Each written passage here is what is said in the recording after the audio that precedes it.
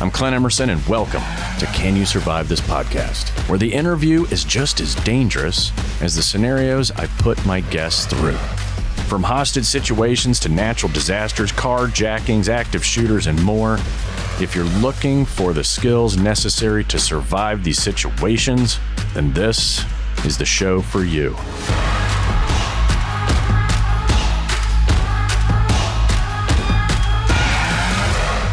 Hey everyone, thanks for tuning in to another episode. I really do appreciate it. I appreciate 5 stars and funny comments or even nasty comments on all the platforms. That's even better.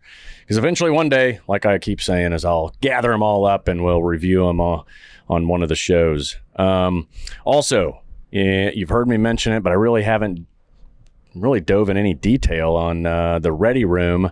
The Ready Room is a community. So there's a place to share ideas and thoughts as it relates to security, safety, and survivability, but it also has a ton of videos. I mean, a ton. There's a course that has 50 videos all by itself, and then we've got videos for all the skills in all my books. So go check out The Ready Room. Obviously, everything is at my center of my ecosystem, ClintEmerson.com.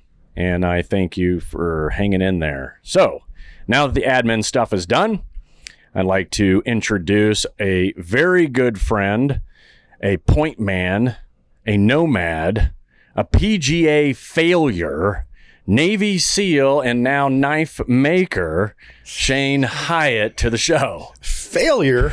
I never got there. How is that a failure?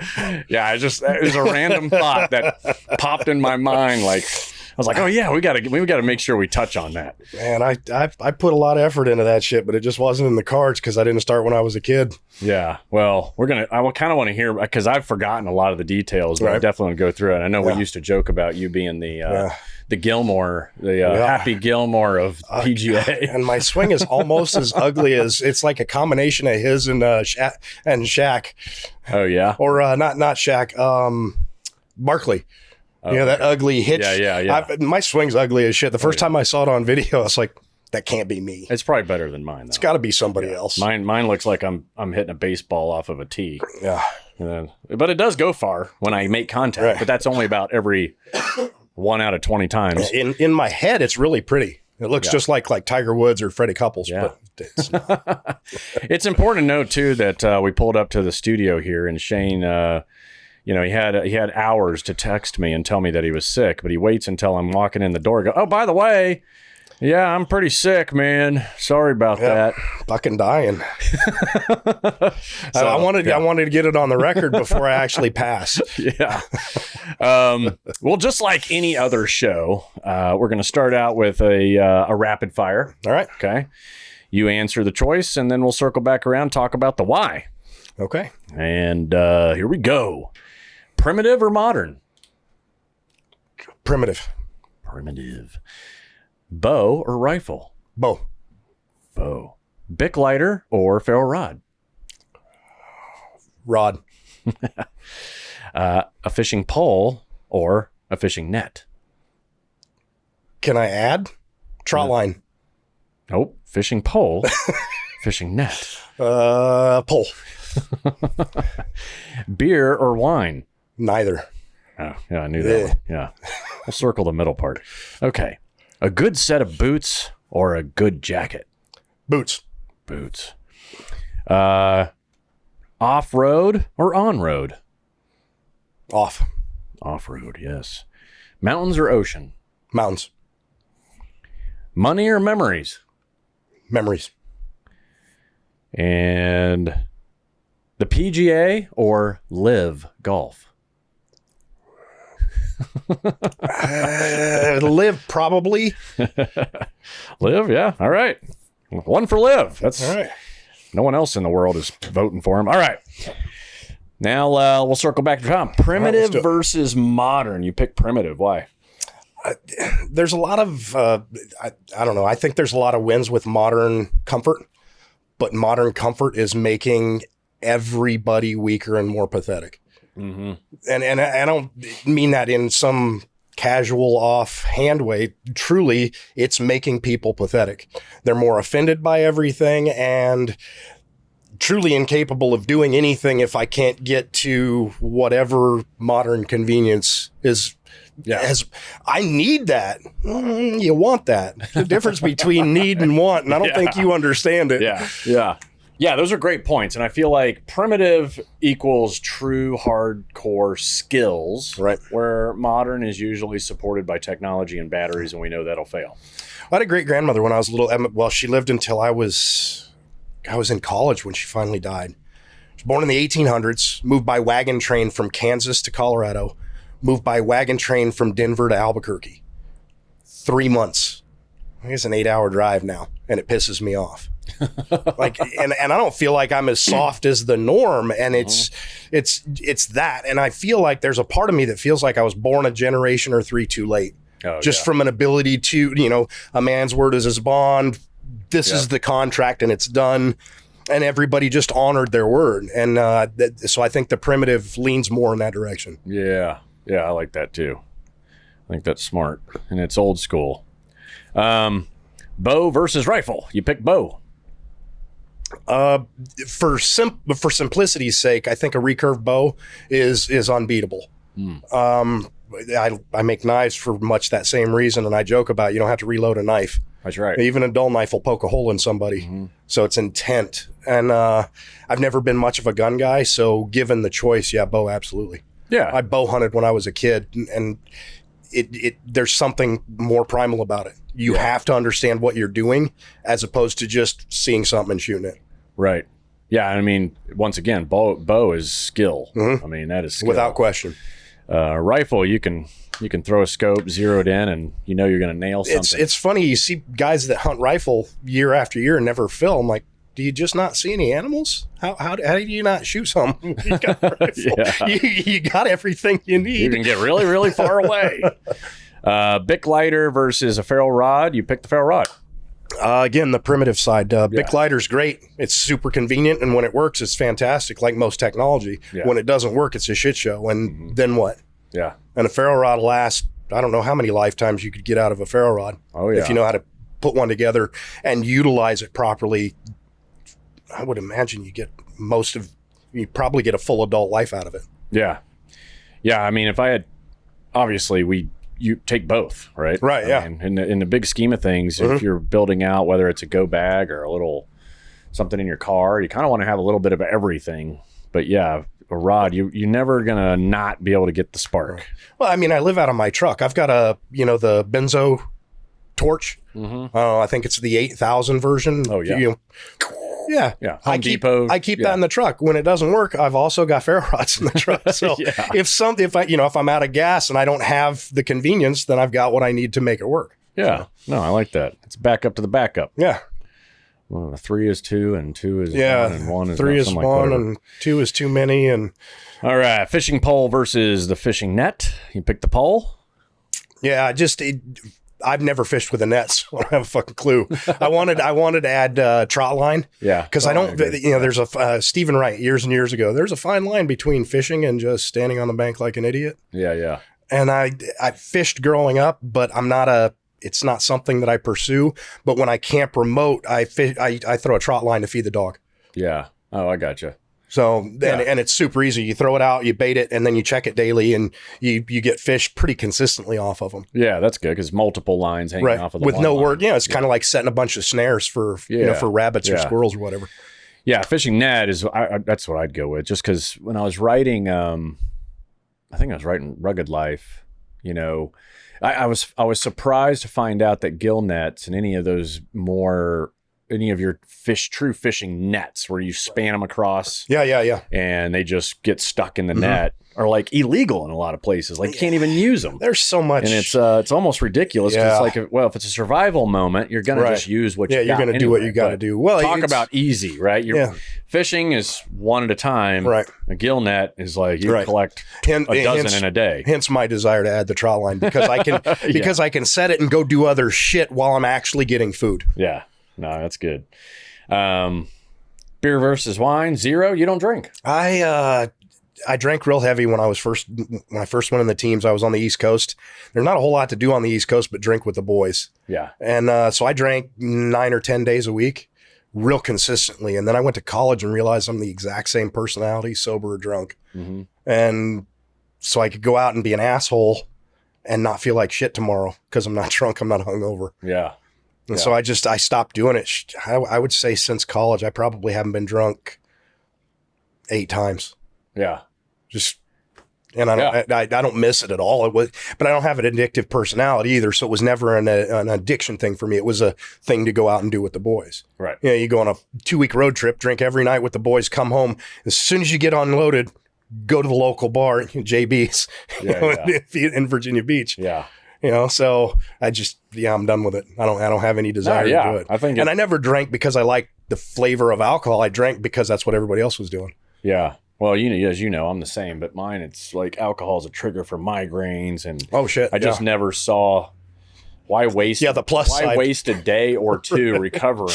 You know, you probably had a good night, and we've all had good nights. But in the long scheme of things, like, no, I'm good. I don't need that shit in my life. Yep.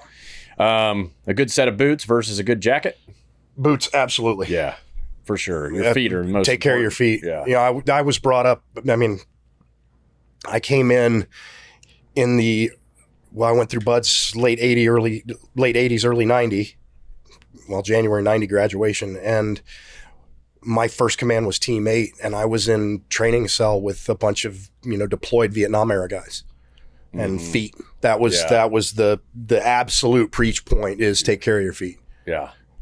Yeah, I agree. And I wear wool all year round now. Yeah. I mean, there is no such I wear thing heavy socks all year round. Yeah. Yeah. There's no sense of wearing cotton and all this other crap. It's like, just wear wool.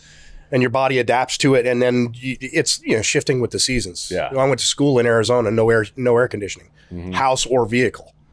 In the summertime in Arizona, I was never that uncomfortable because I shifted with the season. Yeah. When I drive to Arizona now, it's like driving here in the summertime. It's like getting kicked in the face. God, it's hot here. It's like, it's fucking horrible. But if you live in it and transition with it, it's really not that big a deal at all. Yeah. Well, that requires people to be outside a lot. Correct. And get rid of some of their creature comforts, which nobody wants to do. No, you're right. Yeah. But I do find it interesting. I don't know if you're following it, but like all of a sudden the science and the proven hot, cold contrasting and things that we kind of known about for a while, but all of a sudden it's got a huge highlight due to social media, right? So people doing cold plunges and sauna, and then the science behind it's always been there. Right. I think SEALs know it best because it starts in buds. You use the surf zone. They throw you into that surf zone on a regular basis. And at the time, you knew it's a huge anti-inflammatory, Well, yeah, 50 degrees it's all year round. punishment, but they're doing you a favor. Hell yeah. Ultimately. They really are. Yeah. You don't know it at the time, but you're like, oh. Uh-huh. And, but yeah, I mean, like being outside and moving with the seasons like you're talking about, now all of a sudden, also with the extreme cold and the extreme heat and how good it is internally no doubt. Also become a thing. Well, and then you look at the people that die from exposure. Yeah. Summer and winter up in the Northeast, people die because of the cold, because it's negative 10 degrees outside and they've got their house set at 72.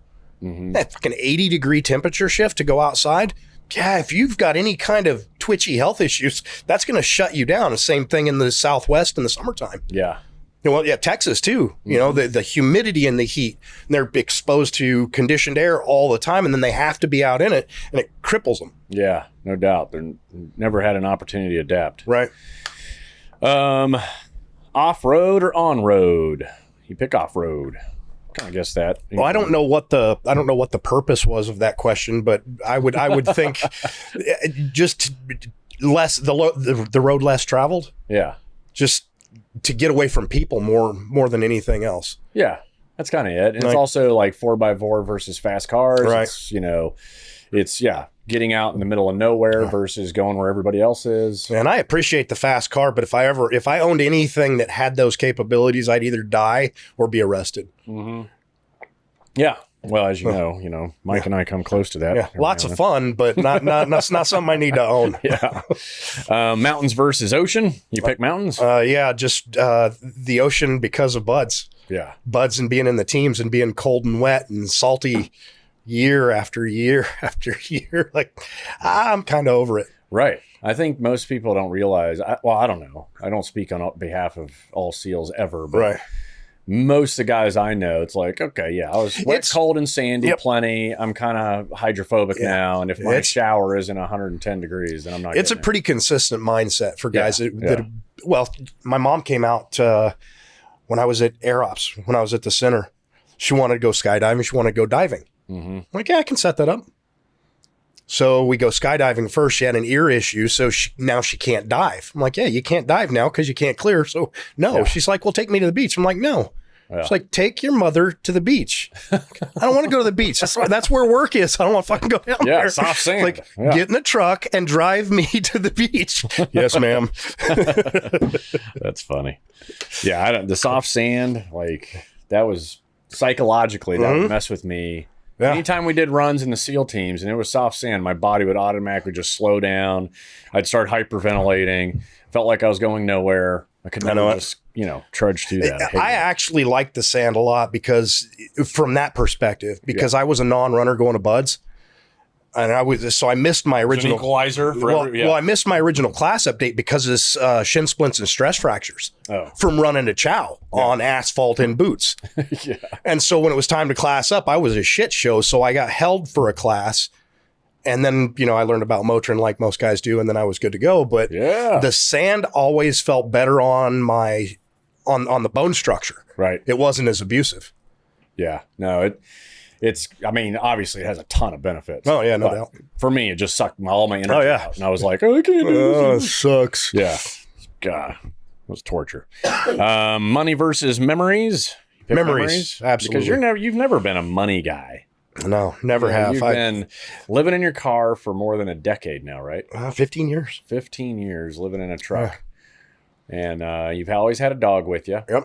And you really haven't been chasing money like a lot of retired guys. The thing is, I've never had a problem making money when I need to make money. Yeah. So it's never been an issue to me. And I'm not money driven. I'm experiences driven. I want to go do shit. Yeah. I make money to go do shit. That's really the only reason why I give a shit. I'd make knives for free if I could do everything that I want to do for free. Yeah. Back to the primitive, the bartering, the trading. I have this, you have that, as opposed to a monetary system that's regulated and managed. I'm not crazy about being regulated and or managed. No, I know. This is a true statement. Shane is manageable. I'm with you, man. I think it's like you got to have the money in order to go do the memories, but there's a healthy balance of making sure, I think the healthy balance. You've got to put memory first, but the money then allows it to happen these days. And I think the balance is the part that a lot of people miss. I think that's why most of society is so fucking wound up and stressed out and useless, because they're too wound up about shit that truly doesn't matter. Yeah, well, it's a mentality here, right? You go to high school, you go to college, and then you're going to get a job and you're going to work until you're 65. And ideally, you have 10 or 12 years of health to enjoy. You're like, what about it? Enjoying it the whole time. Yeah. Doesn't that make a little more sense? Right. We're programmed pretty good here. It's funny land of the free, and we're not really free mind. No, I know. It's kind of funny what COVID did for people wanting to go to work, though. Oh, yeah. Like, given all the shit that came out of that might be a positive, some positive over time. A little bit, yeah. At least it told companies that, hey, you don't necessarily have to come to work in order to thrive. This is the work that needs to get done. Get it done as efficiently as you can. Yeah. I'm done on Wednesday. I guess you don't have to work the rest of the week. Yeah. There's a benefit to that. But with that, it's also created a lot of laziness. It has. It requires a self-starter. I can't get service-oriented stuff to show up on time, do a good job. I mean, it's completely different now than what it was. The quality, the cost, and the time, none of them match up anymore. Right. It's just like, you just get what you get, and it's usually it's frustrating. And they know that they've got you bent over a barrel because there's not as many options as there were. No, yeah. I went through that. I just rebuilt the engine on my truck, and I went through that with the guy that rebuilt my engine. He's the only one in Albuquerque that had the ability to rebuild that heavy diesel engine. Yeah. And then he was a douche about how he dealt with me from a business standpoint. Yeah. Well, I've got all the parts in. It'll be about 3 weeks. 3 weeks, not a syllable. Not a phone call, not a text, not a, hey, this is where we're at on your engine. Nothing. And then when I call him on it, well, why are you being an asshole? I've got other shit to do. But you told me that you had it ready to go. Yeah, you had all the parts in hand, and all you had to do is some machine work and put it together. Right. Well, I had a machine go down. Your fucking phone broken? Yeah, just text me. Well, and that's what he said. He's like, well, I don't have time to call all my customers. I'm like, you're a grown man. You come to work 15 minutes early for a week. You could call 1,000 fucking people. It's a laziness tactic. Well, I don't have the time. The fuck you don't. You got the time to stand here and argue with me about whether you're going to finish. And then he wanted to be a dick. Well, you can take your engine and get the fuck out of here. We both know you're the only one that can do it. Yeah. I'm just putting rubber to the road on your ass because you're trying to jack me around. Right. And it's frustrating. Yeah, it is. Yeah, the service side of it. Service side is just lazy people now. Yeah, and they can get away with it. They do. Yeah, and there's not many, like you said, there's not many options, and you could just get stuck with crap. And then you know, anyway, last one: PGA versus Live. You pick Live. I don't know enough about Live to say absolutely that it's a good idea. I think it's a better idea than the PGA. The PGA is an old white man, good old boy club. Yeah. And it's old silver haired dudes. It did a lot of good for what it was, but consider something like Augusta. If you're not a rich old white man, you're not going to Augusta. Right. Not even when it's not, Augusta season for. You mean for the Masters playing, or is it because it's a private, super rich club. Yeah. So you can't just go and experience that. You couldn't buy your way in unless you're part of the club. Yeah. And I pursued when I was chasing golf real aggressively. I went to a golf school out in California for a semester. Yeah. Super religious, which kind of surprised me. But the golf school was? Yeah. Oh. And if you didn't participate in that, the class work showed. Like when you'd show in class, like, well, you weren't at our voluntary meeting for whatever. For prayer. Right. And so because of that, so you kind of get there, it was like a cult following within but I'm paying to come here. Oh, but you're not participating in all of the things. What the fuck's going on here? That's weird. And then just learning all the ins and outs, the rules, the structure, I don't think there's anything wrong, particularly like kids learning right and wrong, ethics, morality, but the extremes that golf takes that to, PGA golf takes that to, I'm kind of okay. That's great. Yeah. Yeah, I mean, so what was your path? I knew in the Navy, you were playing anytime you could, and then you got out and you just went for it, right? Well, so my goal was to see if I could get good enough to play for money. Mm-hmm. And I thought I could. I carried a 3 handicap for maybe 3 years, real consistent. Yeah. But I never cut that last little bit. And with anything elite, you know this as well as anybody, the jump, and they say this like for golf, the jump from a 30 handicap to a 5 handicap is the same gap technique and talent wise as going from a 5 to a 0. Because you now you're in that, you're getting close to that elite level, and fine tuning that is a whole other, and it requires that absolutely as much work as the initial drop did. It was great to play at that level. I had a lot of fun playing at that level, but it's frustrating because the better you get, the more self-critical you are. Like with anything elite, I could have done that better. I'm like, you're winning. Yeah, well, I still could have been better. Right. And I discovered when I got out and continued pursuing, it's for me, I never could learn to swing left-handed with the same level of violence, so with the same exact acceleration patterns. So I had a very imbalanced musculature from swinging. Mm-hmm. So it was hard on my back, from years and years in the teams. And then that one direction motion, the chiropractors look at me, oh, you're a golfer, you're right-handed, because they could see the way my rhombus was developed from that motion. And so, it was a continual fight to keep my back straight and feel good. Yeah, gotcha. Because I was, that last 3.5, 4 years I was in the Navy, because I was at the center, I had half a dozen golf courses in San Diego that would let me walk on as soon as I could see a golf ball. and I just had like a weekly pay deal with them. I was playing between 300 and 500 rounds of golf a year. Yeah. Consistently. Yeah, I remember you were on it. I was like, man, you could pull it off. I thought for sure. Well, one of probably my biggest downfall was my desire to practice short game. I didn't enjoy it. And so I didn't that's drive for show, putt for dough. That moniker exists for a reason. Oh, wow. Yeah. So it's the short game that truly makes it. Yeah. You watch the truly good guys, they play their mistakes like artists. When I started getting really good, I took lessons from a guy at North Island, and he had been a playing pro, and then he was a teaching pro, and we were talking about it, and he said, yeah, that's really, it's not, we just play golf together, and he'd ask me how I was going to solve whatever trouble I got myself into. And something that he did really well was, okay, what's your plan? Okay, this is what I'm going to do. If I gave you 10 balls from there, how many of them could you get up next to the cup? Never thought of it like that. Like, so you got to start playing averages. If you get 7 of 10 there, make the shot. If you're getting 3 of 10 there, might want to consider another avenue. Get a different. Yeah. Either a different club or a different shot, or move it a different direction. Yeah. And then not only did he say that, he'd show it to me. Oh, okay. All right. Apparently I still have more to learn. Yeah. That's awesome. Well, we kind of started with the end and go on the middle, I guess, because getting out is just the middle of everything you got going on.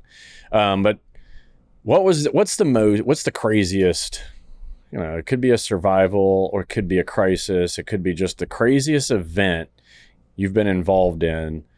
It's like, there I was, and oh shit, and the lessons learned.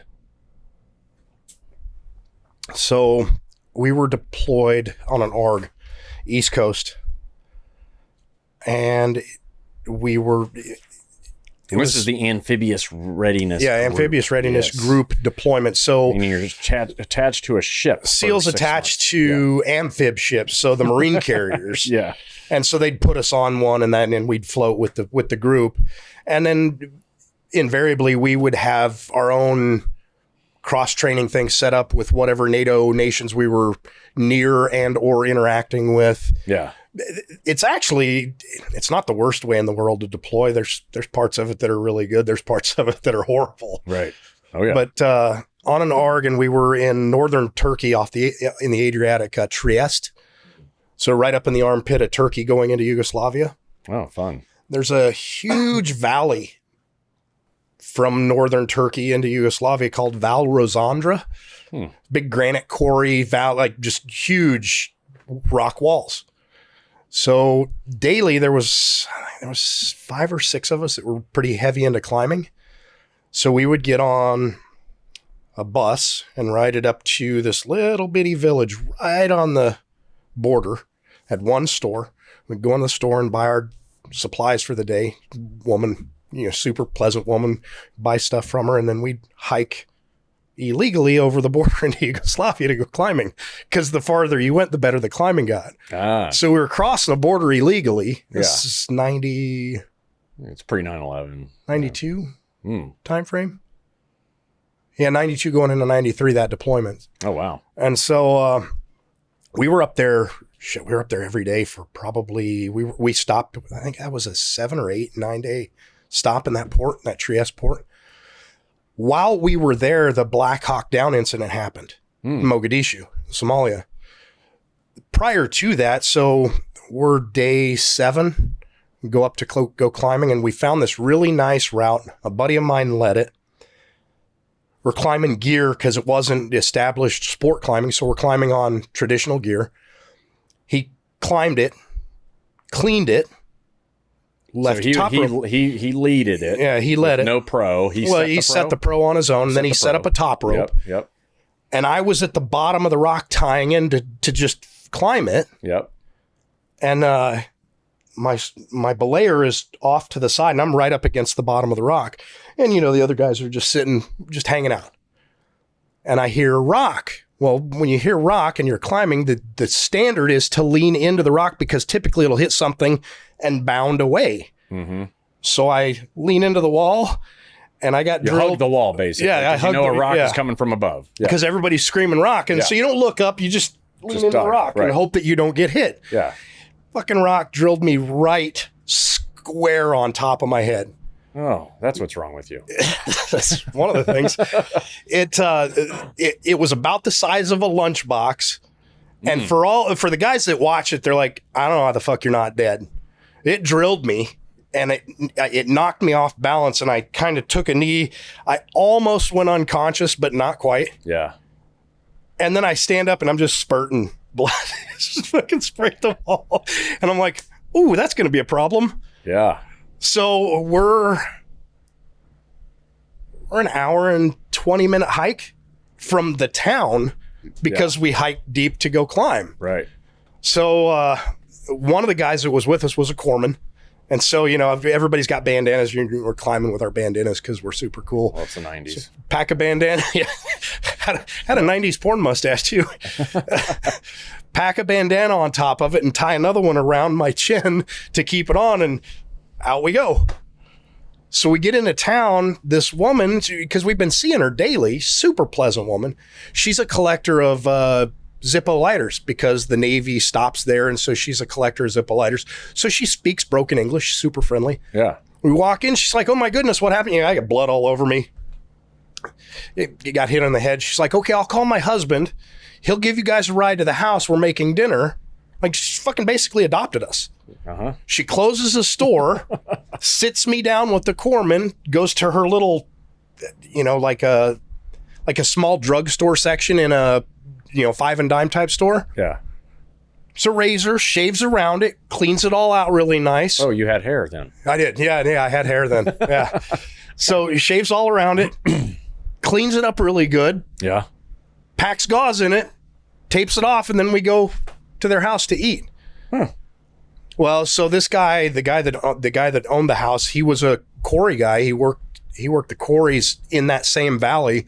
He had a huge table in his backyard. It's probably 5 by 10 foot, about 10 inches thick, hunk of granite they'd cut out of the mountain.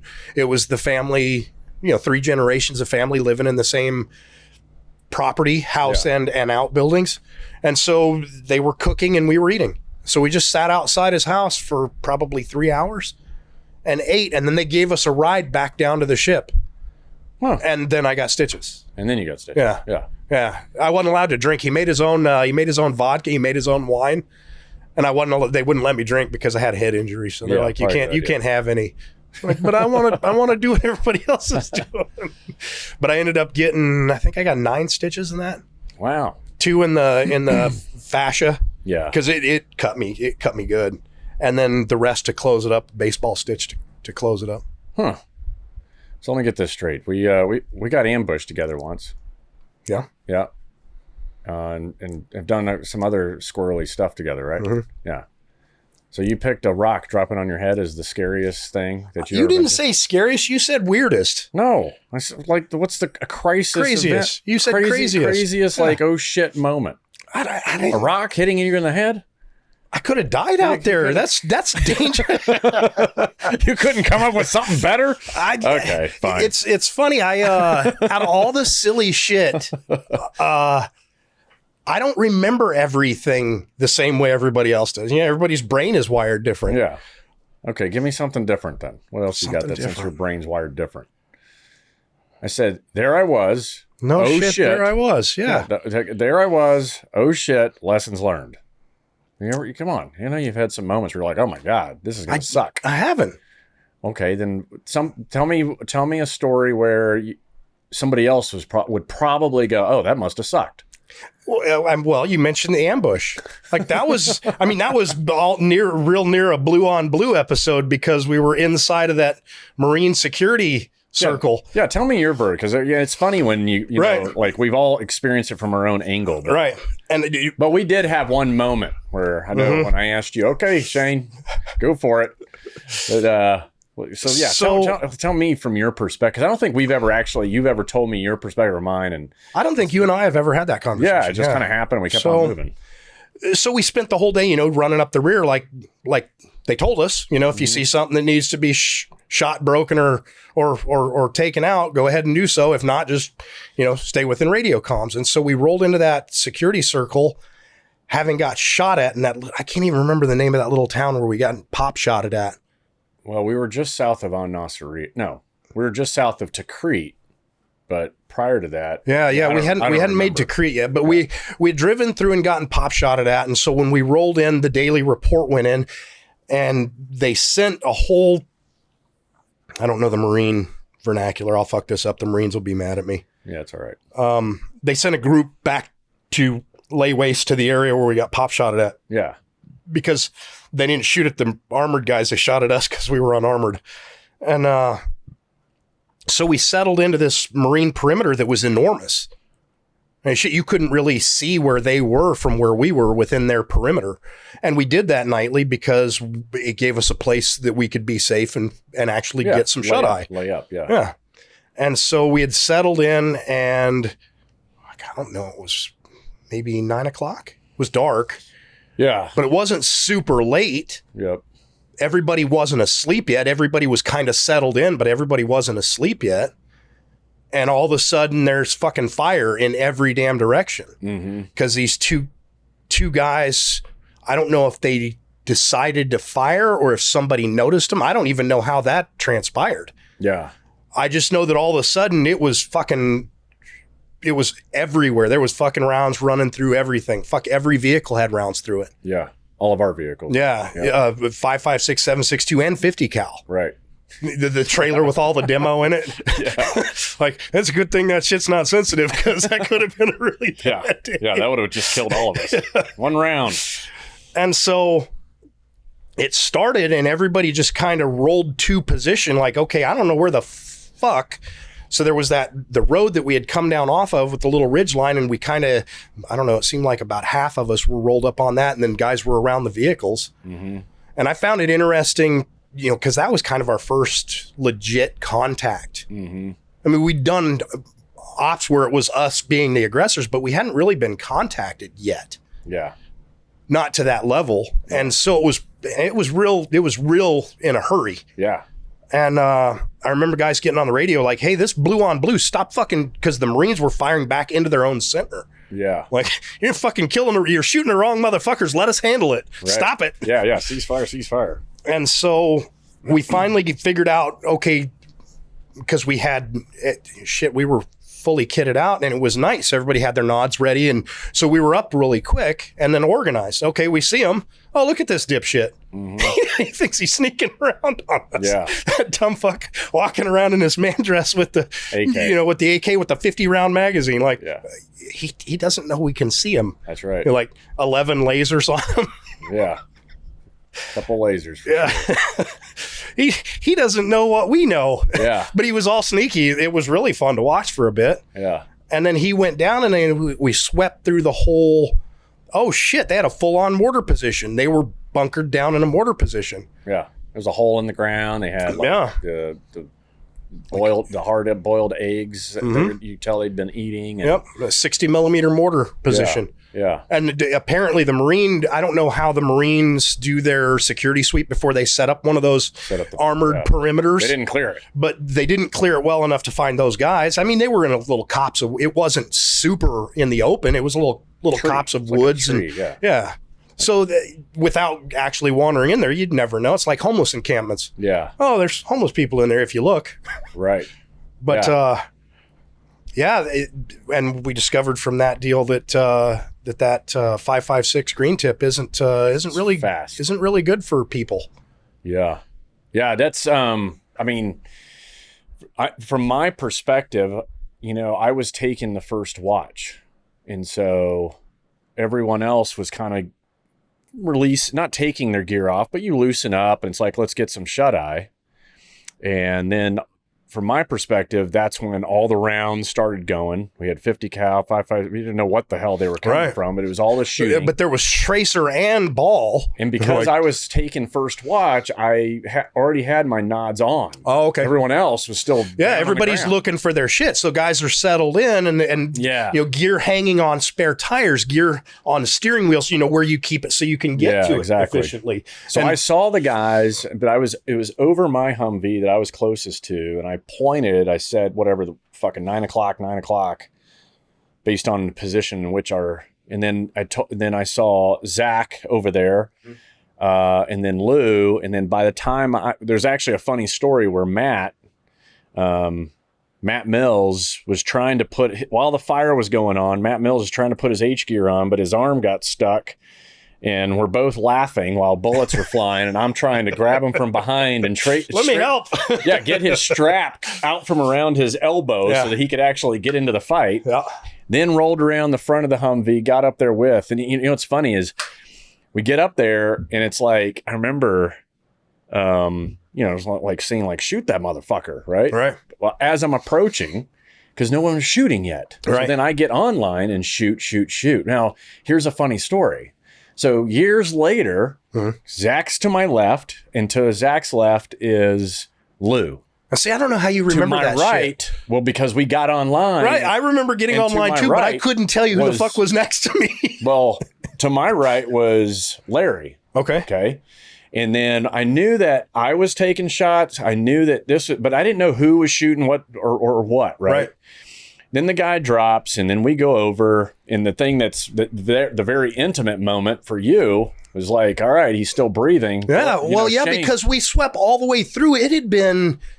Well, we swept through, we searched the guy. We shot that one guy, and we swept through, found the other guy. He had been hit closer to the mortar station by whatever rounds came in. Yep. So he was already done. So we swept all the way through, and then we came back around to set security and check that guy. And then that guy was still breathing. And he still had I remember going, who wants to put the security rounds in him? I got my suppressor. I'm good. I'll do it. It's like, Shane, you stood over his head and blew his head off. And and by the way, that's not allowed. When was that? It was like halfway through the... that was by the second run of SEALs. That was like Iraq, that was the beginning of April of 2003. They said more security. It was. By the way, listeners, a security round is right. If someone's basically mortally wounded, you're going to put them out of their misery and shoot them in the head, and just get it over with, instead of letting them, bleed out in pain and screaming for their mother on the battlefield. You just shoot them in the head and move on. And it became illegal to do that. And the term security rounds to make sure they couldn't booby trap. And that guy had rolled on a couple of grenades. Mm-hmm. Oh, is that the case? Yeah, I remember that part. Yeah, the EOD guy that we had with us rolled him, and he had grenades. He was working on trying to get grenades out. Oh, yeah. Because he was laying prone on his belly with his head to the side, and probably he had no conscious knowledge of what was going on because he was in that... the movie weird, Magic Death Throw, that actually happens, and so he was doing that. Yeah, that's right. Yeah, and he had rolled, but... when you talk about who was where? Oh, I remember it just because I don't know. You know what I remember specifically was when I was like, shoot that motherfucker. I remember Lou just over going, are you sure? Yeah, I'm fucking sure. Yeah, shoot the motherfucker. And, so we start shooting. But here's the thing that's actually kind of funny. So years and years and years later, literally just a couple of years ago, I'm talking to Zach. Okay. I'm like, Zach, so you remember that whole thing, right? And he's like, yeah. And I said, now, it was the four of us initially online and shooting, kind of reviewing the story. What happened, right? And he's like, no, man. He goes, I never got a round off, and neither did Lou. Huh. He was like, you were the only one that was getting rounds off. And he's like, do you know why? I'm like, no. He goes, because once we all laid down to take a break, the OIC went around and cleared and safed all of our guns. Holy shit. And I was like, what? Come again? He's like, yeah, we picked up our rifles, switched to fire, and it was just click. No shit. Wow. No, I didn't know that. And we won't name the OIC, but... Well, my shit was functional, so apparently it didn't get around to me, Or it was Pat. Well, somebody went around... And because we were all exhausted at that point. Yeah. We hadn't slept, right? Yeah. It's been weeks and we've been up 24/7. So somebody thought, you know what? I'm going to be safe and I'm going to go around and clear and safe the boys' weapons on the battlefield. I had no idea. Yeah, I didn't know either. Oh, shit. Wow. So, because I was really curious, like, because I know when we got up there, it was like, there was 11 rounds in the dude. Yeah, and they were all like in a 10-inch dinner plate. Yeah, because it's a laser. Yeah, I can see what I'm doing. But I thought we were all firing. And he was like, no, you were the only one firing because there was no one else that had a gun that was hot. So that's a pretty solid nighttime group. Good job. Yeah. It's lasers that do all the work. So it's you and I. Yeah. You blew it. Yeah. Shot him and then you blew his head off. But it's funny how... Wow. Like, all these years later, I had no idea someone had gone and cleared and safed their fucking weapons. It's insane to me. But and my comment earlier about like how I remember, the way I remember shit is it's clearly different. And I think that's why there's so much disparity. Bullshit with investigations, with anything, mass shooter, whatever the fuck, because everybody remembers shit their way. It's one from optic. their perspective. Yeah, and Mike and I talk about this all the time because he's got such a clean memory of time, date, location. Right. Like, he does, yeah. Yeah, we were doing this. I was like, he's like, no, that was this. I'm like, I don't fucking remember. Right. He's like, we were all there. How do you not remember? That's shit that just doesn't register with me. For some reason, like I couldn't have told you who was where aside from two guys, because that being that first legit hot, you have an expectation of the 16 guys you've been living with for the last 2 years. Yeah. And then you get to see the reality of that expectation and to see I was right, I was right, I was wrong, I was wrong, I was right. Like based off of what I thought each individual would do, I was pleasantly surprised on one occasion and sad on another. Right. In that whole thing. Like, It's really odd.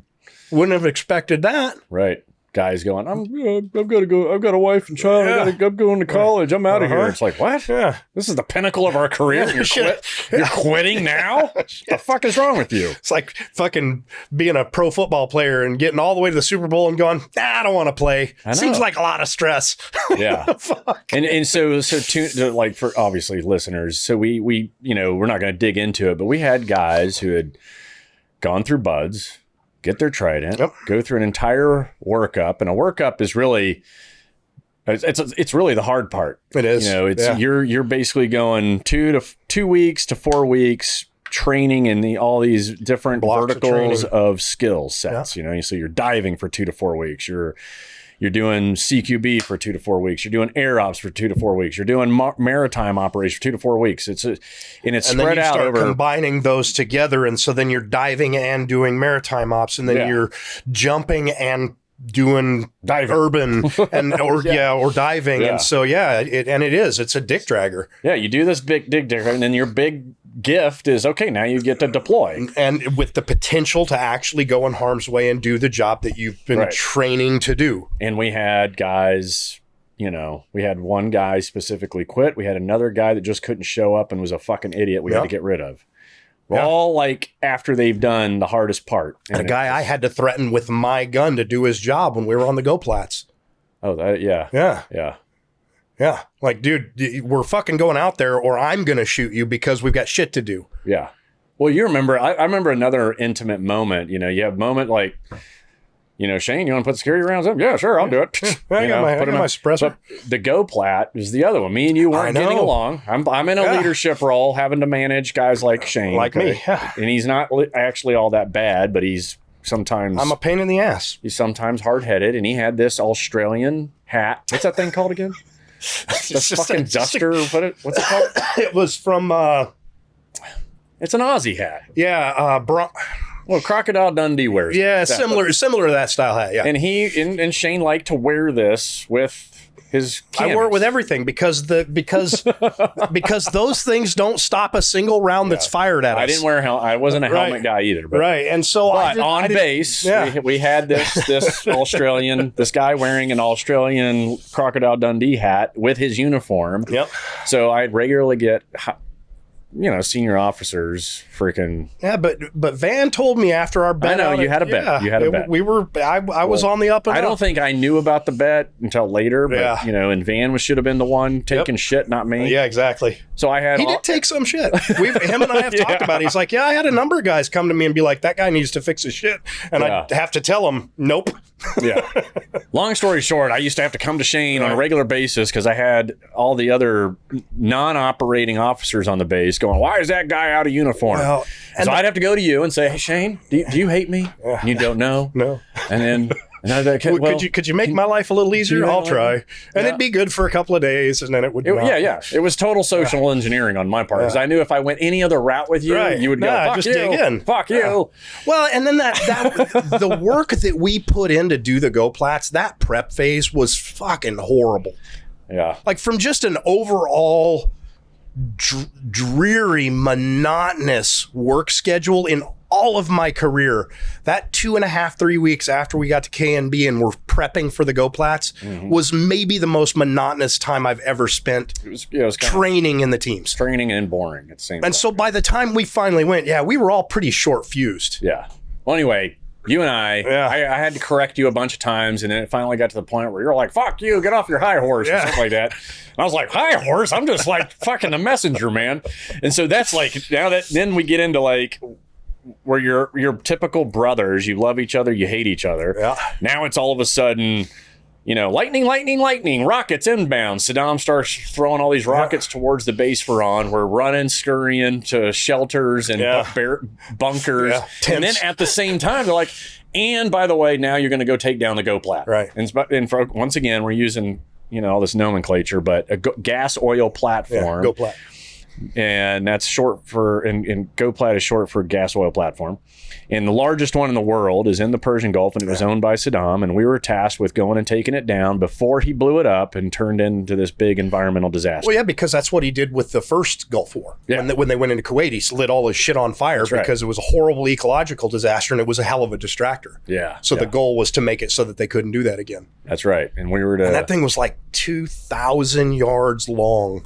Yeah, it was enormous. It was a click. It was a click long and 7 stories. No. It was 2 clicks. 2 and clicks. 7 stories of containers for their birthing, levels. living. Yeah, no, I'm talking the whole thing. Right? It was a click long, and it was like 7 levels. Of all the infrastructure the surf and shit, deck, and then you got all the way up. Yeah. But anyway, it was a hell of a mess. But anyway, Shane and I. Not really seeing eye to eye. Yeah. But I remember I'm at the bow of that rib as we roll in on this thing. And it's like, you're locked, you're loaded. Intel said no idea what we're about to get into. Bad guys, a hostage. This is going to be horrible. And I'm number one, man. You're right behind me. And I'm like, look at you. And I go, we're good, right?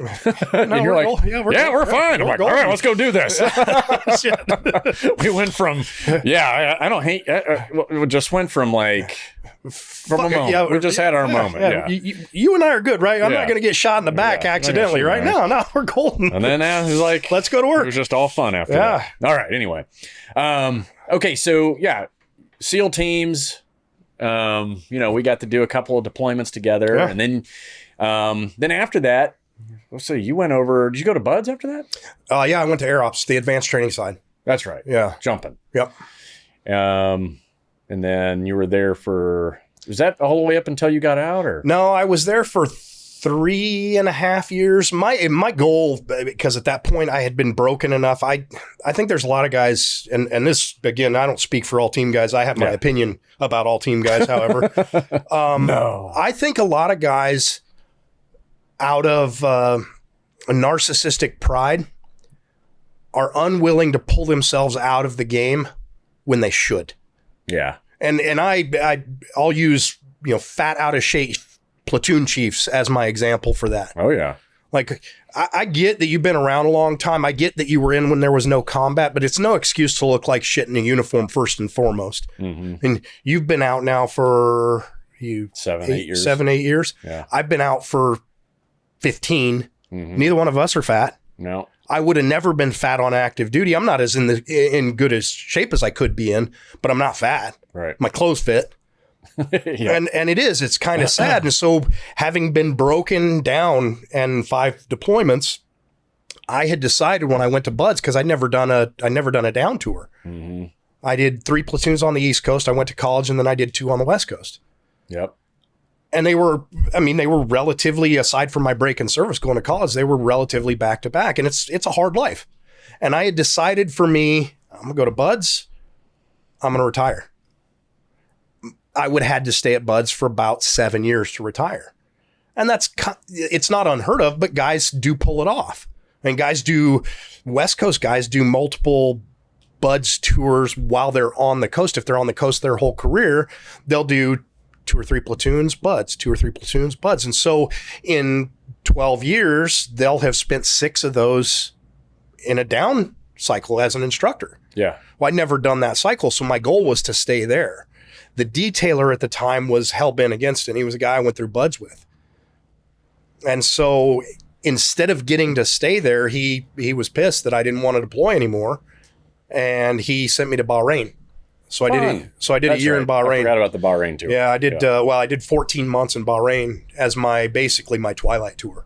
That's not a bad deal, was it? It wasn't for me, because I made it something that was fucking fun to do. Yeah. The guys that were over there were there was a lot of bitter people over there because it was a hard fill billet and there wasn't really shit to do. Right.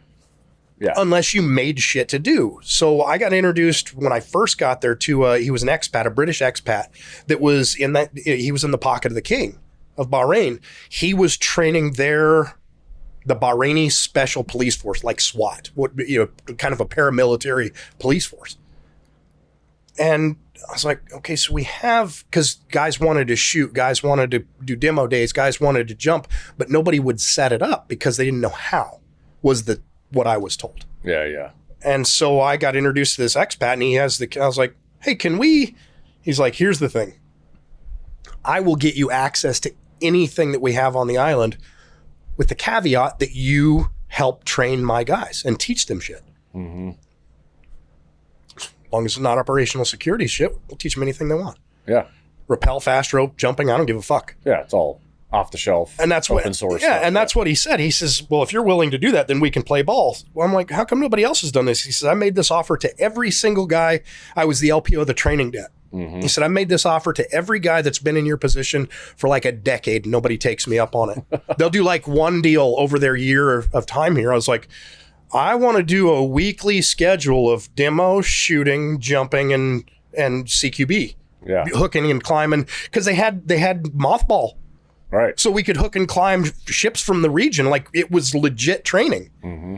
And so I worked for a chief that was down from Kodiak, and a warrant that came from, he's a Damnick warrant. You probably know him. Coach?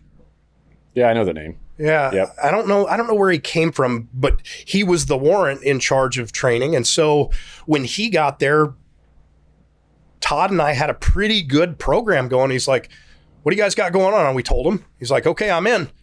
I want a weekly. Yep, let's do this. And so every week we spent like 2 days a week at the command. The rest of the time we were fucking off, jumping, diving, swimming, doing what? Yeah. Because if I'm going to be over here, the weather's. Yeah. If I'm going to be here, I want to do something. Yeah. But everybody just wanted to sit in their air conditioning and fucking suck it up for a year, 14 months. Right. And get it. Like, we're here. Let's do shit. So we did shit. Awesome. Yeah. Yeah. Making it happen. Yeah. So, and it wasn't a bad tour because of that, because it was with like-minded guys and we went and did shit all the time. Yeah. I mean, that's key too, is like, you got the right people. All right. Then it's like no place on the planet is actually all that bad. Right. When you're surrounded by the right guys or gals, whatever. Then, okay. So we're going to fast forward a little bit. Okay. You get out and then you kind of roll into this you've kind of been a nomad lifestyle, and then you start getting into making knives. Right. So to kick off first, what are your top 3 tools that are out there in that truck that you've been living in for 15 years? What are your top 3 things that you'd be like, you know what, everybody definitely needs these, that you probably wouldn't have suggested 15 years ago? But now that you've been living and breathing it. Now, see, I don't know about 15 years ago because I've had the same mentality for a long time. Okay. Well, then. A good, legitimate, full-size axe of some make An axe. Got it. And that's irrelevant. Yep. A good heavy fixed blade knife. Yep. And a spear of some sort. Okay. The spear is an ad. That's something that I'd never toyed around with before, but I've got a spear in the truck it's a walking stick. Yeah. And the top is a Kydex sheath that I fashioned over this spear point knife from Cold Steel. Yeah. I think I've seen it. It's pretty cool. Yeah. And so it's a walking stick, and most people never know that it's a blade. Yeah. And a spear. And it's on a synthetic bamboo, also from Cold Steel. It's on one of their sticks. And I got a little metal base plate on it so that it, so I'm not wearing it down. This is something they sell, or you made it? So they sell the parts, and I assembled them into this and turned it into a walking stick. Yeah. So that's kind of my go-to that I wouldn't have done 15 years ago. No doubt it was something that had never even occurred to me. Yeah. And then the axe and the fixed blade. Yeah, the axe and the fixed blade has been something in my life since I was a kid. But are you using those for what most people use them for, or is it something? Yeah, absolutely. Okay. Yeah. I've got a fixed blade's a tool. Yeah. And the axe is for cutting. And it's a tool that doesn't have any moving parts. So it's a tool that really can't foul. Yeah. Now, you can fucking edge up, but it'll still do the work. And when I say a big knife, I mean something big enough that you can baton. Mm-hmm. And for people that don't know what that is, that's taking the blade and putting it on something and hitting the spine with something else to elicit work, as opposed to swinging it, which is infinitely more dangerous to yourself if you're by yourself. Right. Swinging a big blade, you got the potential to end your own life in the woods, whereas batoning is a relatively safe way to put a lot of work into a blade. Yeah. So you got to have a good blade. Right. And you want a fixed blade for that. And was it some of the deficiencies in blades that kind of got you into now making a blade of your own? It was a complete dumb accident. So I'll preface that with this. When I was a kid, I mowed lawns for a guy that made knives. Yeah. 2 years I mowed his lawn with his lawnmower. He had 2 acres, but he had a shop and a big pile of steel out in the yard, stainless steel cable, and he forged. He did stock removal. He did both processes. He was just some guy that made knives to me. I didn't know who he was then. He made me a little belt knife out of a piece of stainless steel cable that I picked out of his pile as a thank you for mowing his lawn for a couple of years. I still have it. Fast forward many years, and now I find out that this guy was one of the founding members of the American Bladesmith Society and the American Blacksmith Society. He's that big a name. That guy. Yeah. Joe Cordova. Cordova made knives. And I'm like, who knew? Yeah. And so I reintroduced himself after I'd started making knives. I went down and talked to him, and he'd had some health issues, but a super pleasant guy. And he happened to have been involved in those as they started up, and I had no idea. Now, my knife making thing started with the movie Hunted. Oh, yeah. Benicio del Toro and Tommy Lee Jones. That's a great movie, yeah. And Tommy Lee Jones plays the part of Tom Brown. Yep. Who probably most of your viewers know, that he worked with all the 3-letter agencies and law enforcement. And if you don't know him, you look up Tom Brown, he's kind of like, he's taken the old Native American ways and brought them into a more modern knife fighting and hunting. I believe he's got some lineage too. I think it's Cherokee, but I'm not 100% certain on that. So there's a knife. There's a knife that he made popular. It's not his design. I don't know who designed it. It's called the Tracker. Yeah. Tops Knives makes a production version of it that's awesome. There's a number of companies that make. There's a number of individuals that make them. Custom knife makers that make them. I watched that movie, so I'm out. I'd probably been out 7 years. And I'd seen that movie, yeah. So I started making in 14. I started getting serious with it in 15. Oh, okay. So yeah, I'd been out for 7 years. And I watched that movie. My brother had a 72 Mustang in the yard that it had been destroyed. It was the throwaway car. Yeah. And so I watched that movie, and I decided I'm going to go get a leaf spring off of this fucking car. I'm going to make one of those knives. I have any fucking idea what I'm doing, but I know that a leaf spring, and now I know that what the steel is, and I know what the quality of it is. So what I did was I just straightened it as best I could with a couple of bottle jacks, and it's got a little bit of warble in it, but I cut the blade out of it and sharpened it using a die grinder and just keeping heat off of it. I was real careful about how much heat I applied to it so I didn't screw up the heat treat and spring temper. Wow. And so I made that blade and I showed it to Mike, and he was deep into dogs and he was building, and he's like, dude, you should make me one of those. So I made him one. So he started carrying it with him and showing it to guys. And guys that I hadn't talked to in years, guys that I never even met, I started getting these random texts. Hey, could you make me one of those? Hey, how much to make me one of those? Hey, I'll trade you a case of ammo for something like this. I'm like, wait a minute, I can make money making knives? You gotta be fucking shitting me. So I started making knives kind of at request. Yeah. For guys that had seen something that I made. Right. And then I started making random shit, not just that, because I made, I don't know, probably made a half a dozen trackers almost exactly the same way initially. They're still the original spring temper from the 1972 Mustang. I did nothing to them other than cut them out, shape them, and sharpen them. That is kind of nostalgic, though. Right. Your knife is made from, a classic muscle car. Right. Or then you started pulling springs out of like Humvees, right? Right. Well, and my brother's been a diesel mechanic for 30 plus years. Yeah. And so if they break spring stacks on a semi, they don't do anything. They throw them in the garbage. They're recycled steel. Yeah. Well, the standard on spring steel is 52. Yeah. What is the leaf spring steel? 5200? 5260? 5260? Yeah. 52. Look at me, just complete brain fart. 50. You just haven't said it in a while. Yeah. But at any rate, it's a standard in the automotive Which industry. is strong. Basically, for the layman, it's strong steel. Well, it's a high carbon spring tempered steel. Okay. It's a medium to high. What does that mean? It's flexible? Yeah. So it can be hardened, meaning it's a hardenable steel. It's not a mild steel. It's got enough carbon to be hardened, and carbon is the element in the steel that makes it hardenable. Oh, okay. And so it's got enough carbon. I want to say it's 5160 is the steel. Yes. There we go. See, I just had to get it out of my head. 5160, yeah. Right. So 5160, and it's got the 60 is the moniker of the carbon content in percentage. It's 0.60. So less than 1%, but 0.6% is considered medium to high. So mild steel is under 20, typically under 18, and you can't really do anything. So when you weld typical mild steel, what you see in handrails and angle iron and trailers and all that shit, that's mild steel. Oh, okay. 1018 is the typical.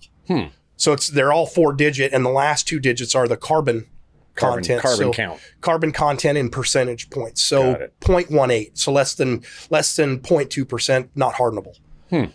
So your mid carbons 4.5 to 6.5. Medium carbon, they'll harden well, but they'll respond with the proper tempering. They'll build what they call a spring temper. So they're resilient, super resilient. And then higher carbons like high-end stainless, like the CPM steels, a lot of those are 0.9 to 1.1, 1.2% carbon. And you can get those just harder than woodpecker lips, but they're more brittle. Yeah. And so their behavior is less springy and more just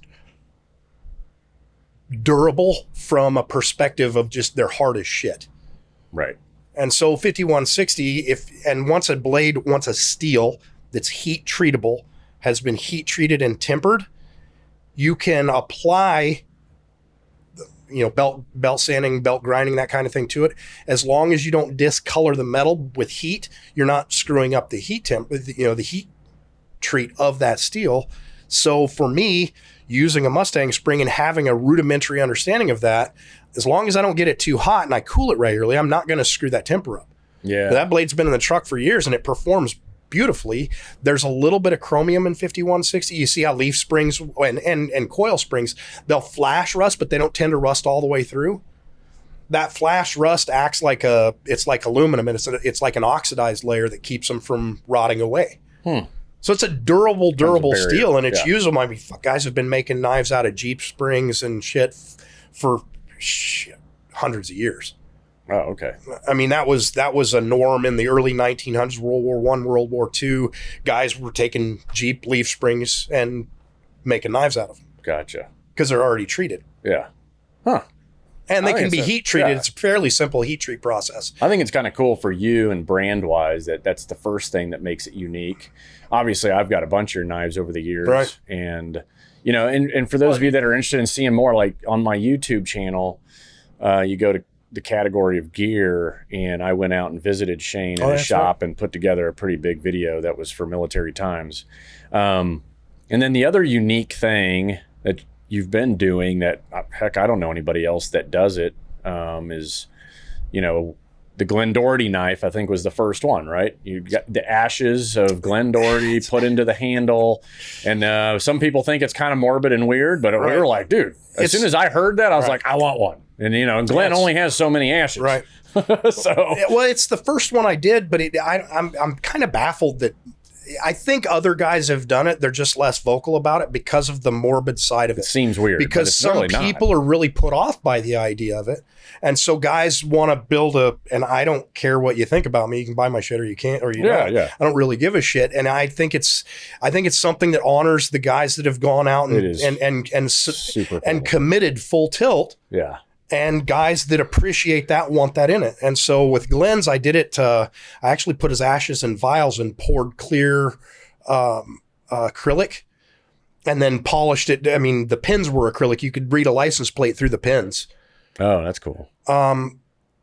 What I've been doing since, and I've done a couple like that, it's super time intensive and it doesn't make a usable tool. It makes a dress knife. Yeah. And yours are very utilitarian. I know that there are guys that buy my stuff and don't ever use them. And it kind of makes me sad because what I build with the intent of it's going to be used and probably abused. Yeah. And that's the idea behind my heavy builds. Right. So now what I do is I route between the pins and the handle. I route a groove and I mix the ashes with epoxy and then I just pour them in the handle and then finish it. So now the ashes are embedded in the handle in a permanent medium that's impermeable. It's not, nothing's going to penetrate it and ruin it. And so it's a usable tool, but it still has that, the memorabilia quality to it. If I would have thought ahead of time, I didn't. When my mom passed away, she was cremated and we put her ashes with my dad. Right. And I was like, man, we should have kept some of them and kind of done some cool stuff with it.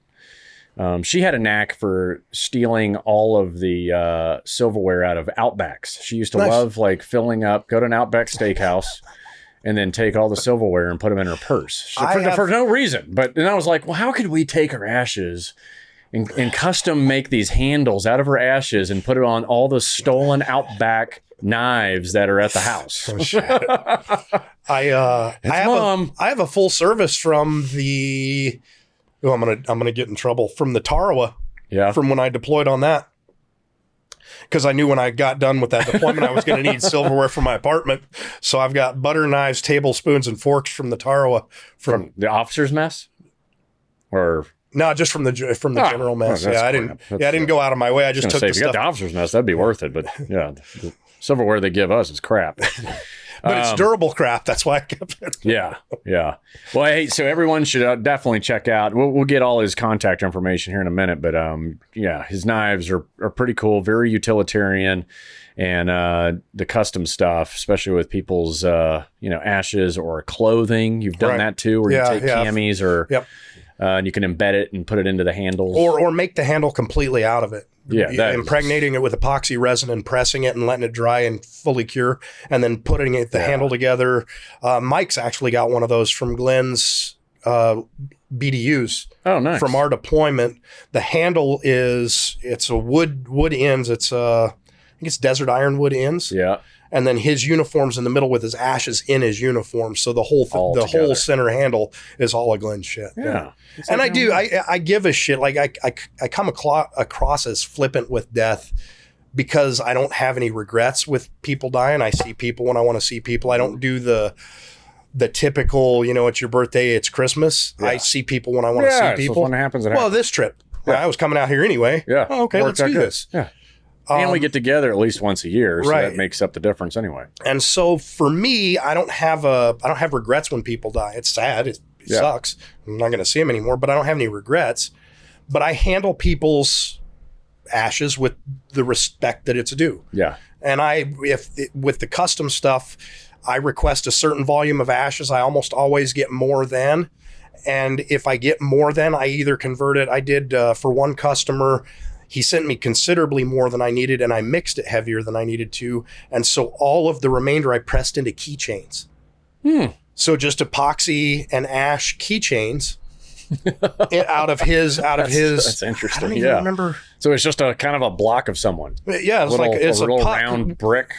Some of your loved one keychain, and I sent him. And so when I sent him his knife, I've got my mom in my pocket. I sent him like 5 keychains. He goes, "Dude, these are awesome. I never even thought of it." I was like, I had extra, and I don't throw that shit away. That's a great. It's disrespectful, so I pressed it into keychains for you. Have you ever had anyone say, "Hey, I want my husband's remains put into a dildo"? No, not yet. That would be cool.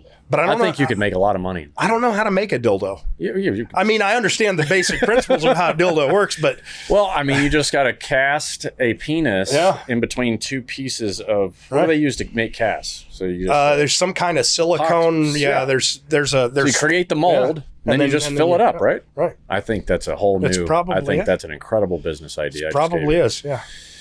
And we should go into it together because we need to be able to test. There you go, ladies. When your husband dies and you want a reminder of him, Shane will make a ash filled dildo. Yeah, I think that'll do great. Yeah, man, we should talk about that later. I'm certain that has a following somewhere, just like every other fetish.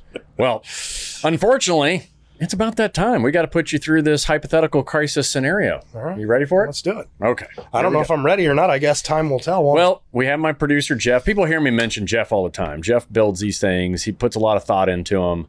And then usually me and my guests kind of basically just destroy them. Okay, so before we begin... It's Jeff's fault if the answer is right or wrong, not mine. Did Jeff prep this based off of what he knows of me, or just it's a blind prep? Sometimes it's a blind prep. Okay. This one is... just curious. This is one of our new ones, because sometimes we repeat them, but we'll change things up to make it interesting. Variables change? Yeah. Gotcha. Especially like you can't do active shooter scenarios enough these days. People need that. So we kind of run that more than any of them because it needs to be at the forefront of everybody's mind. All right, here we go. Okay. You're on vacation in a coastal town enjoying the sun and surf. As you sit on the beach, you notice that the water is receding rapidly, revealing more of the ocean floor than you've ever seen before. Do you A, stay put and assess the situation, B, pack up your belongings and head to high ground? High ground as quickly as possible. And why is that?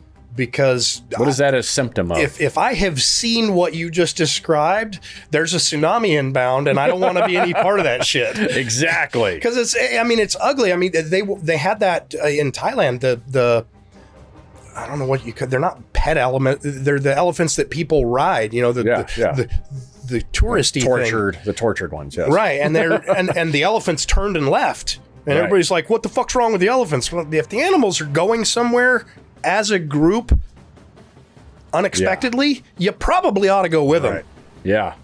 And I don't think most people know, like these tsunamis basically usually it's started by an earthquake out in the ocean. Right. And or volcano, because that's happened as well. But primarily. But the beach is going to recede, meaning, you know, you're sitting on a beach and whatever width it is at that moment in time, that width all of a sudden just doubles or triples. And it's not just a wave. It's not wave action shifting. It's a dramatic change in behavior. Right. Or like Shane mentioned, animals. Animals are definitely a great predictor of weather or bad things to come. Yeah. Okay. So yes, you pack up your belongings, you head to high ground as quickly as possible. Basically, get off the X. And ideally ground, not a building. Yeah, we might get into that. Let's see. Okay. We'll see what he's got in store for us. You pack up your belongings and you head to high ground. As you make your way up the hill, you hear a loud roar and turn to see a massive wall of water heading towards the shore. Do you A, keep running up the hill, or B, move sideways or lateral on the hill, paralleling the wave? It's kind of it's obvious, I think. There's probably an area where it would make sense to move lateral, but I would guess that it's probably maybe half a dozen locations on the planet where that would be beneficial. Probably running uphill away is the smart regardless. There might be a beach/cliff system somewhere where lateral could be the faster way out, but probably not. Yeah. Yeah, just up and away as rapidly as possible. I agree. Elevation is your friend, and trying to move lateral, and if you're not gaining elevation or you're moving up. That lateral move, you're not getting out of the way of a wall of water from the ocean. It's bigger than you by a bit. Yeah, so, you're already trying to outrun something that you can't outrun. Right. Yeah. And it's not the water that's really the problem. It's the debris that the water carries. Right. Because the water, I could deal with that. But when the water has cars and building size shit in it crushing you, you probably don't want to be in that water. Yeah, I'm with you. Yeah. So yes, you are correct. A, keep running uphill. If you think you're going to juke and jive, it ain't going to work. Yeah, you'll do it once, and then it won't matter to you anymore. Like the EOD guy. If you can read this, try to keep up. Yes.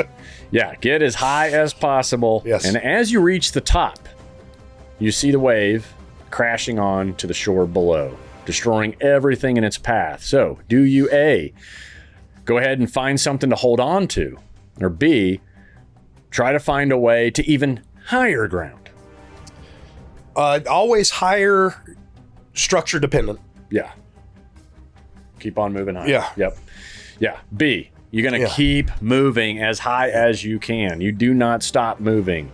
Even that moment where you think, well, I'll just anchor down right here. Why? If you still have time to continue moving up or away. If you're not in it, continue because the initial. Now, I don't know this absolutely, but the initial, I think, is typically the biggest. Yeah. But that doesn't mean that it will be absolutely the biggest. So, and once volume's in there, even a smaller volume can push that higher. So always continue going up. Keep moving higher or further, because there is the equation of you're in a flat space. You want to get mileage between you and the beach at this point instead of elevation. Distance and elevation, your best friend. All right. So you're correct. You try to find even higher ground. You decide to try and find it. You spot a tall building nearby, and you head towards it. As you climb the stairs to the top of the building, you feel the ground, beneath you start to shake. So, do you A, hold on tight and brace for impact, or B, try to continue climbing as quickly as possible? Now you're feeling it on you. So I'm in the building, or I'm already at the top? Going up the stairs. So I'm going up the building. Yeah. But depending on where it is, I think that's my opinion is that that's a mistake. If the building can be hit by the water, probably it's not going to sustain long-term impact of that. I mean, obviously, the bigger the building, the better the opportunity is. But if I'd made that choice, I'd keep going up. Keep going up? Yep. All right. Well, A, hold on to something tight and brace for impact, because you feel it now. It's on top of you. Right. I kind of see both ways. Yeah. I feel like, I think I would, you don't know what the last minute or last second really is. Right. So and as soon as you feel the vibrations, like, okay, I'm going to go ahead and hold on here and anchor down. Right. I don't know. It's kind of, I felt that. I need to get as high as I possibly can. And then depending on how much worse it gets, or if it's hard enough so that I'm not stable on my feet, probably stop. Yeah. But if I'm still stable on my feet, I'd probably keep moving. Yeah. Yeah, I think I'd stop. I think I'd hold on to something, anchor to something. Anyway, the way the story goes, you're wrong, I'm right. All right. All right. So you nice thing about you hold it's good on. To be the king. Yeah, you hold on tight and you wait for the shaking to stop. As the shaking subsides, you feel the building begin to sway. So now what you were saying earlier is coming true. Now you're screwed. Do you climb off the roof, right? Yeah. Or try to climb back down to lower ground? Well, now it's all in the water, right? So you just jump in the water. Well, now the water's, exactly. Yeah. You've got to basically, hey, it's not really that far of a drop after all. If you got caught in a building in the water and the building's going down, you're probably screwed no matter what. But if you could get away with... But it's basically, do you go to the roof, or do you go up or do you go down? If you start to feel a building kind of give way here and there. With the assumption that it's the water that's making it give way? Yeah. You're screwed if you're still inside or the it's the earthquake. Either way, I mean. Yeah, I don't know what that would be a case by case. Like, this is where I am. This is what I'm going to do. I don't know. Yeah. I guess it would depend on what my exposure is, where I'm, I think I'd make the fall. I'd try to decrease the fall. Well, yeah, what's my distance Just decrease the fall. to either or? Right. Yeah. Yeah. I think I'd go down just because, all right, if I just get down as quickly as can, maybe I will prevent this thing from collapsing on my head. Whereas if I'm on top, you're going to fall with it. Or given bigger buildings, typically stair structures and elevator structures are in the middle of the structure. Yeah. Find an out at the level that you're at. Yeah, maybe. And see, as opposed to going up or down, find a level out. Okay, let's see what Jeff has here. He has B. Try to climb back down to lower ground. To lower your drop. Yep. You move back down to look for a safer place to position yourself. You don't want to be in the stairwell if the building comes down. Okay, you see debris floating in the water below, including cars and boats. You move back down to look for a safer place.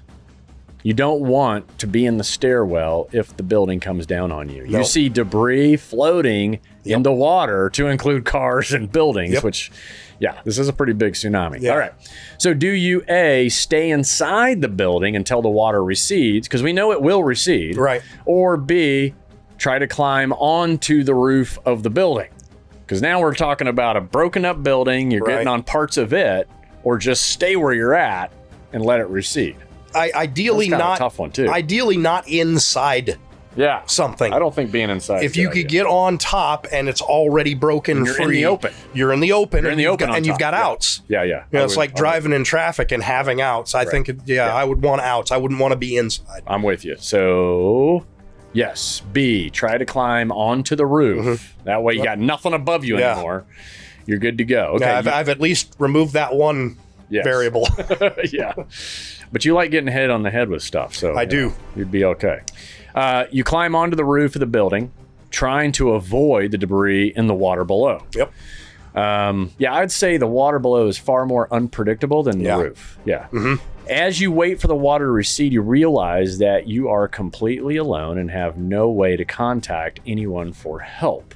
Perfect. Do you, A, try to signal for help using anything you can find, or B, save the energy and wait patiently for people just to come rescue you? I think that's an obvious one. I'm not paranoid about that shit, so I'm either going to self-rescue as I see the opportunity, or I'll just wait. I'm not wound too tight and in need of somebody assisting me. I'm all by myself. This is great. I'm just going to hang out here. What would you advise the average person to do? Wait. Just wait, not bother trying to signal for help? I mean, in a situation like that, as immediate and dramatic and wide-reaching as that is, everybody knows it happened. Mm-hmm. It's like everybody calling the law or calling the fire department when there's a fire. If you see a fire and it's been burning for more than 10 minutes, be assured the fire department already knows. Don't clog up the system with your need to tell what you see. So I would say wait. Okay. At least for a short amount of time, because you're not in duress yet. Yeah, you're not. You're floating on a roof. You just got hit by a tsunami, and cars and boats are floating. If you're not injured, you're not going to starve to death or die of thirst right away. You've got time. But the first people to signal are usually the first ones to get rescued. Well, that's some one-way shit now, isn't it? I mean, it's the case. So start. I just don't see the need myself. Right. Well, let's see what Jeff says. Let's see what Jeff says. Jeff says, A, try to signal for help using anything you means can. Possible. Right. Yeah. See, I would not. Yeah. Well, that's because you're a very capable individual. You're capable. Well, not everyone's as capable. Well, I'm also not scared of my own shadow. Yeah, that's true. No, it's a big shadow, though. That's true. All right, so you try to signal for help. Okay. This is a choose your own adventure. Right, no, I got you. The adventure decides what's right or wrong, not you, by the way. Okay, fair enough. All right, you try to signal for help. I'm like 50% right now. Yeah, you're actually still passing. Okay. That's 3 that have been questionable, okay. but all right. So you're at a 70%. All right. Don't be the first one to fail this thing this season. No shit. Right. You try to signal for help using anything you can. Okay. All right, including a flashlight and some bright clothing. Okay. As the sun begins to set, you see a helicopter in the distance. Okay. Do you, A, wave your arms, flash your flashlight, and try to get the helicopter's attention, or B, yell to the helicopter to get them to come to you? Well, you obviously signal. I know that movies make it seem like you can have a conversation in an aircraft that's military in design, but you cannot. That is true. Yes. Yelling does no good, people. They cannot hear you. I mean, you can yell as well as wave your arms if you need the animation to make, but the yelling, they're never going to hear you. That's right. They're not going to hear you. Yeah, signal with I the always light. find that interesting too. Yes. Okay. Yes. A, wave your arms, flash the flashlight, and try to get the helicopter's attention. You do basically everything visual. Possible. Yes. Everything visual possible. Yes. To get them looking in your direction. And that is correct. You are rescued and taken to a safe location where you are reunited with your lack of loved ones, Shane. I was just going to say, you have barely survived. Whose version of safe place are we talking about? You have barely survived this podcast. Awesome. Good job, buddy. Sweet. I made it. Yes.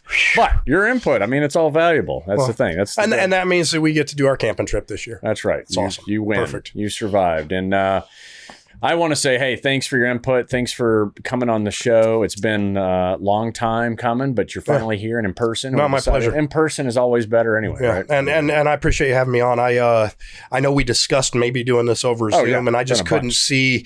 We've known each other too long. I couldn't see doing this over Zoom. Now, where can people find you, your knives, and all your other wonderful talents? And the new dildo company. Yeah, I don't know. I don't have a URL for that yet. I might have to look into that. I think so. sh9.com. sh9.com is the knife website. Shane Hiatt. sh9. sh9, yeah. Shane Hiatt 9. My social security number. sh9.com. There we go. sh9 Outdoor Shop on Instagram. Okay. My Facebook got hacked a while back, and so I just deleted the whole shit show. So I'm just on Instagram, and I've got the website. Yeah, I think that's good. There's blades on the website always available. I've got production runs that are my designs made by other U.S. companies. And then I've got my own stuff on there as well, and it's clearly delineated which is which. No. All quality stuff, even the stuff that I designed that somebody else is building. I do that simply because I don't want a job. Right. I want a hobby that I can manage and get a little extra out of and provide good tools. So I make knives about half the year and travel about half the year. And then when I'm on the road, I just take the knives with me so I can ship from anywhere. It's awesome, man. Yeah. It's all good stuff. There you go. Go check out sh9.com. And if you kind of forget all this, just go look at who I follow. You'll see there's a book it tab on the website if you want something custom. Oh, there. So the Ash stuff, the truly custom stuff, that's by request, and emails the start of that particular conversation. I mean, I highly recommend it. I've got a couple of knives with our buddy Glenn Doherty's ashes in it, and it's just always a great reminder. And it certainly makes, it makes the knife like invaluable at that point. There's no way I'm ever going to let that thing go. And anyway, like I always say, well, first, yes, thank you again, Shane, for coming on board. And like I always say, keep it simple because crisis will complicate the rest, and be safe out there.